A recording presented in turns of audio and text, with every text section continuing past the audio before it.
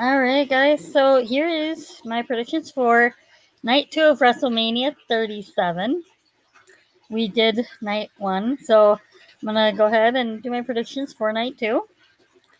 I am actually looking forward to all of the matches on tonight's card. I think they're going to be amazing. I don't know that we have a confirmed match to kick off the show, so this is going to be in no particular order. We're going to start with Asuka versus Rhea Ripley for the Raw Women's Championship.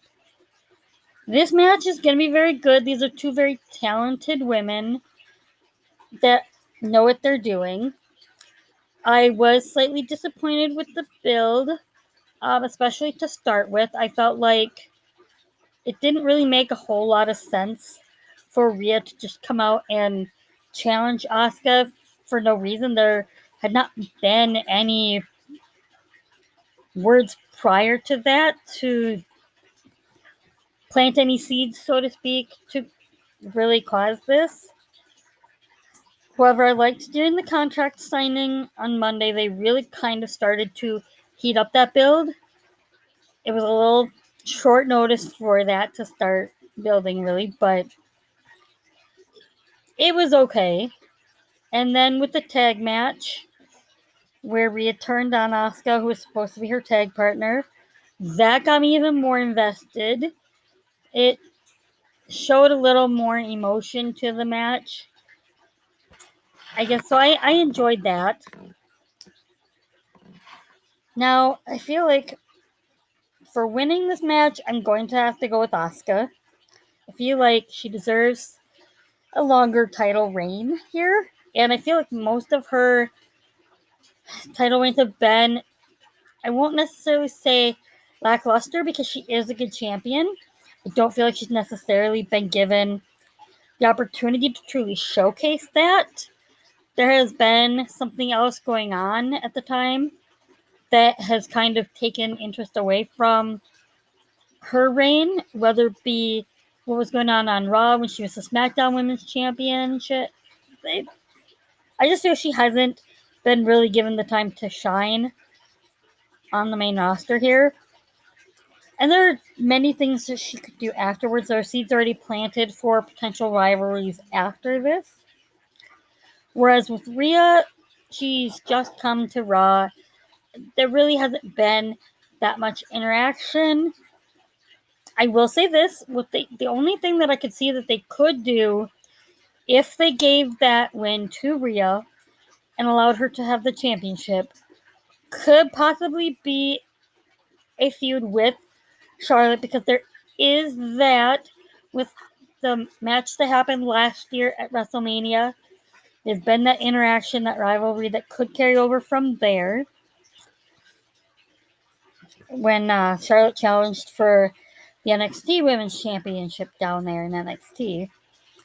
That's about the only one that would really truly make sense for Rhea.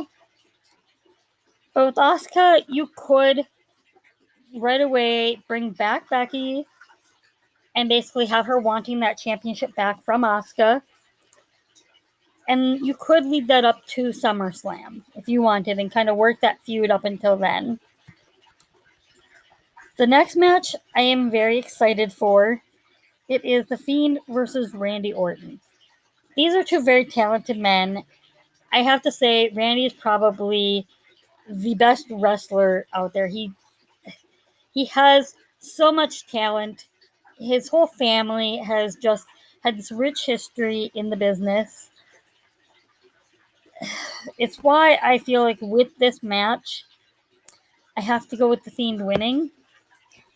I feel like with these two, even though they're not going with any cinematics here, I think these two are going to bring the house down with this one. I just do.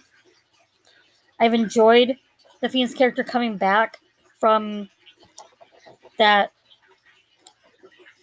Inferno match. I've enjoyed it. And I feel like Randy Orton can do with a loss here. He already has such a rich resume with the company that this will definitely help propel The Fiend forward from here. We then have Big E versus Apollo Crews for the Intercontinental Championship. This one is a very difficult one because Big E has been a wonderful champion. I have very much enjoyed what he has been doing with this single run outside of the New Day. I have enjoyed this new attitude that he has had since feuding with Apollo, giving him this edge, while still having this edge with Apollo, which I have enjoyed as well. I think that this feud has brought out some of the best in both of these men. And I'm going to go with Apollo here mainly because I feel like he could do with a title run here. He's already held the US title, so having him hold the Intercontinental title for a while would be very good for him. Being able to do that over Big E would be a plus for him as well. And you could easily do other things with Big E, propel him up the card a little. Even with a loss here, I think you could still look at starting to include him in that main event picture. Not necessarily in a main event match right away, but start giving him some of those main event feuds to build him up there. That still gives him plenty of stuff to really do that's relevant. We then have Riddle versus Sheamus, and I've always enjoyed Sheamus.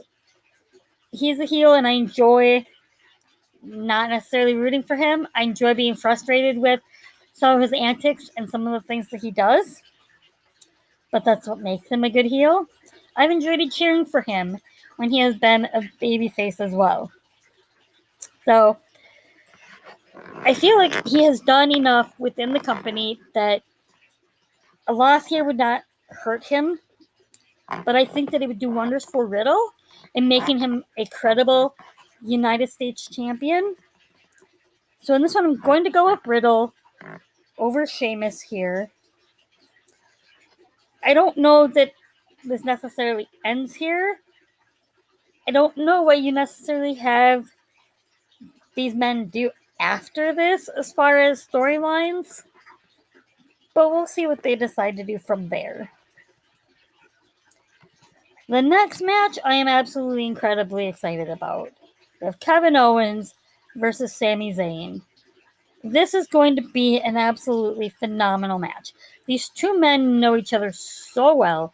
They go back so far. When you have two talented individuals in the ring with such chemistry like these two have, you can't help but have a very good match.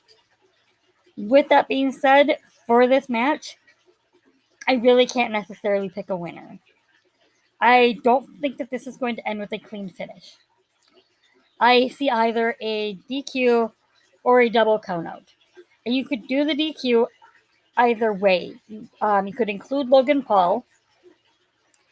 That's the one that could go either way. He could interfere and cause either one of them to maybe lose or accidentally bump one of them, causing the DQ. Or a double countout. I think that could end the match as well in a decent fashion. However, if you do that, I don't feel like you can necessarily end this feud. And I think that you then need to continue it, which wouldn't necessarily be bad. Because you could continue this feud up until SummerSlam and build it to then for an even bigger match. Because no matter how good this one is, they could potentially give us an even better match at a future pay-per-view. For instance, at SummerSlam. But that's my prediction there is probably not a clean finish. So we then have Nia Jax and Shayna Baszler versus Tamina and Natalya. I talked about this a little bit last night when I did the recap. Now that we know who Nia and Shayna's opponents are,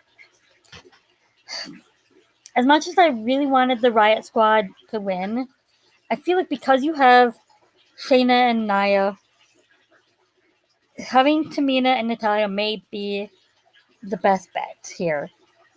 I've always been very concerned when Nia gets in the ring. I feel like she can be somewhat unsafe. She does try her best, but I think there's times when she does not watch her footing as well as she should. and it could potentially seriously injure someone at some point.